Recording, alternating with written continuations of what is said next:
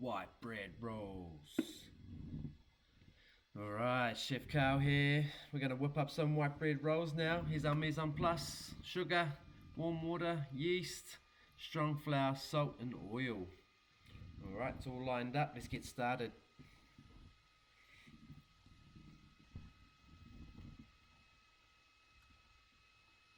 Alright, let's sift our flour and our salt together. And let's get our fermentation process on the go as well.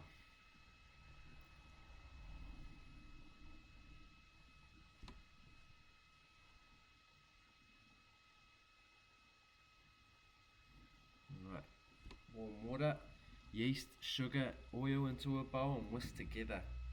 Alright, so what yeast needs to activate is warmth, it needs food, and it needs time.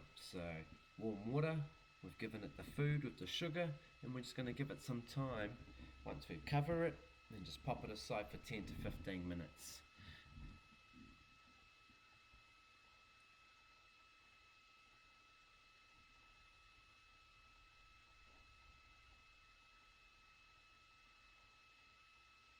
Just like to keep that humidity in the bowl just to help with the fermentation. Alright, it's nice and activated with those bubbles on the top, so just be patient.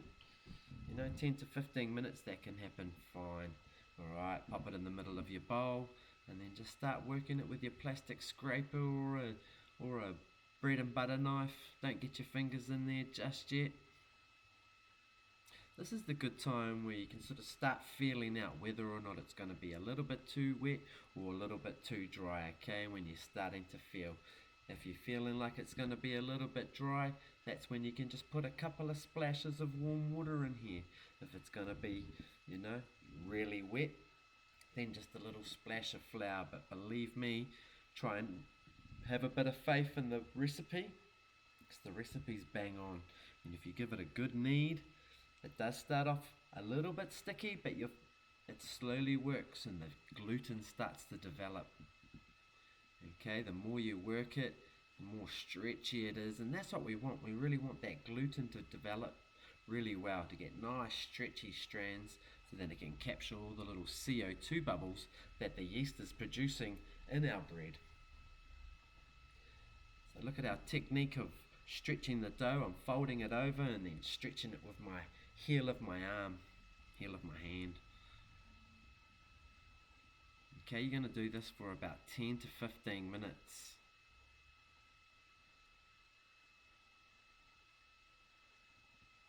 Okay, it's coming together nicely.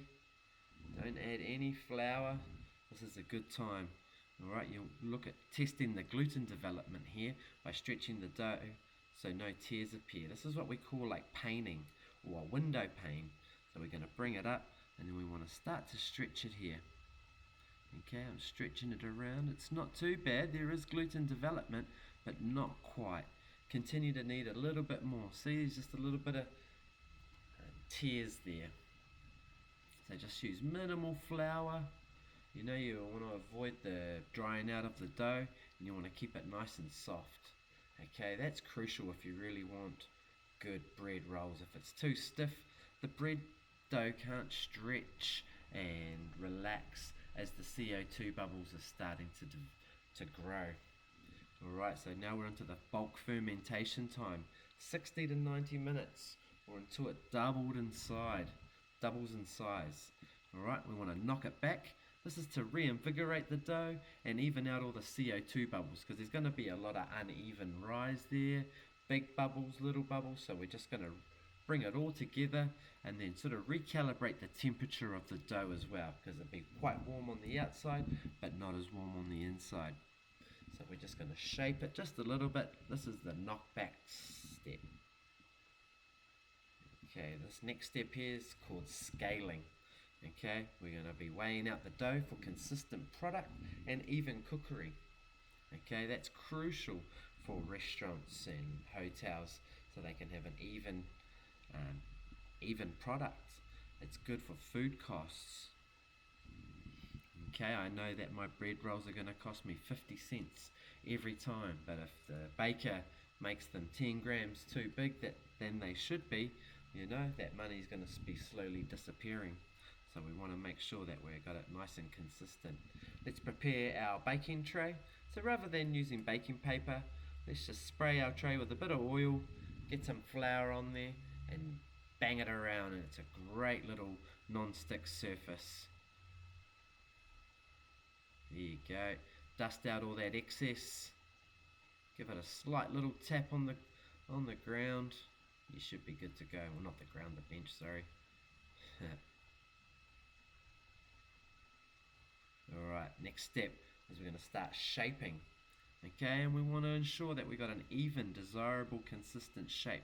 So look in here, we got nice, round dinner rolls.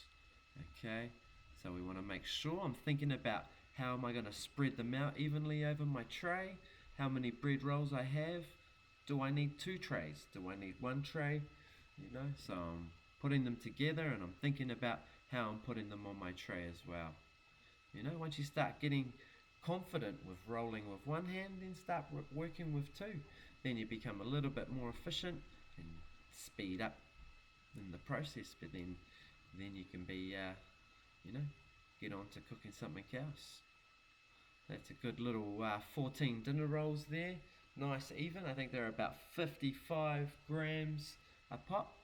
Alright, so we're going to be glazing our dinner rolls now. So we've got a couple of varieties. There's the obvious one here is the egg glaze, which is going to make a nice golden crusty crust that we want on our dinner rolls, and it also helps stick seeds to the dough as well. If we want to put sesame seeds or anything else, we could have them plain, or we can have the little fancy seeds as you can see there, or you could just dust it with flour, which you can see in the little 4 rolls there. That'll just give it a little bit of a softer crust, or you can even brush with milk again and that's an even softer crust.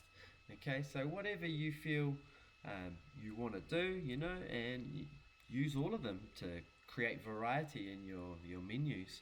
Alright, now I've proven them and they're about to go in the oven, 210 degrees,